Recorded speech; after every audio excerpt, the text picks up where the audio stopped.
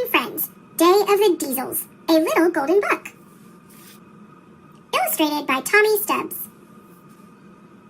One beautiful morning on the island of Sodor, Thomas and Percy were enjoying a ride in the country. Suddenly, they saw black smoke in the sky. They raced to find out what was the matter. An old farm shed was on fire. Percy and Thomas let firefighters take buckets of water from their tanks to put out the blaze, but it was slow work. Luckily, a new engine named Belle arrived. She shot water from 2 spouts on her tanks. The flames fizzled out. Back at the steamworks, everyone cheered for Belle. "Thank you," she peeped, "but I'm not a real fire engine. You need Flynn, the fire engine. He's fast and fearless. He's a real hero." The next day, Thomas took Belle on a tour of the island of Sodor. They forgot to invite Percy. He felt left out and very alone. Diesel oiled up next to Percy. He invited Percy to visit the Diesel Works. "You'll be our special guest," he hissed. Steamies didn't usually go to the Diesel Works, but Percy wanted friends who had time for him. He wanted to be a special guest. Percy enjoyed his visit. All the Diesels were very friendly, but the building was dingy, old, and dirty. They didn't even have a crane. "You need a new Diesel Works," Percy said to Diesel 10. "I will ask Thomas to tell Sir Topham Hatt. He always listens to Thomas." Diesel 10 liked this idea. Percy raced back to the steamworks to tell Thomas about his adventure, but Thomas was too busy to listen.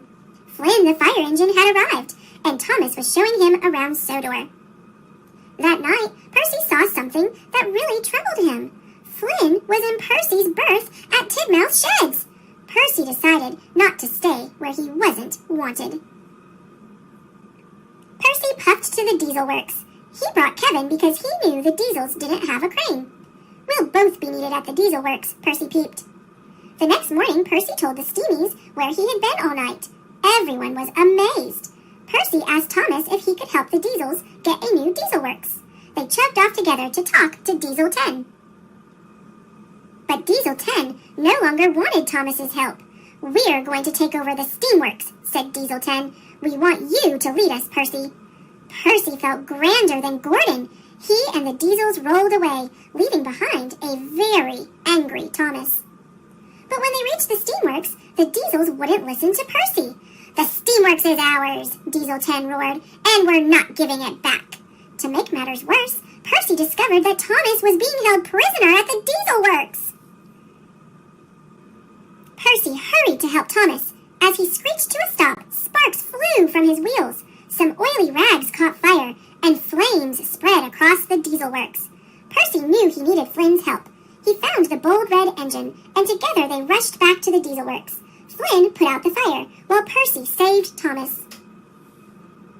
Percy and Thomas then raced to the steamworks to stop the Diesels. As they rolled along, they collected their friends: Belle, Edward, Henry, Gordon, James, Toby, and Emily. They all knew that friends are strongest when they stick together. The Diesels were surprised to see the Steamies, but they refused to leave the steamworks until Sir Topham Hatt arrived. He was very cross. "Diesel 10, he said sternly, "you have caused confusion and delay on my railway."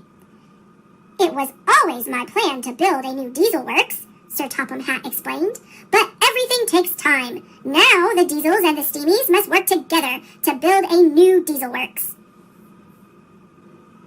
Soon, the new Diesel Works was finished. At the grand opening, the Diesels beamed, and the Steamies peeped proudly. Everyone was happy, especially Percy and Thomas. They were best friends again.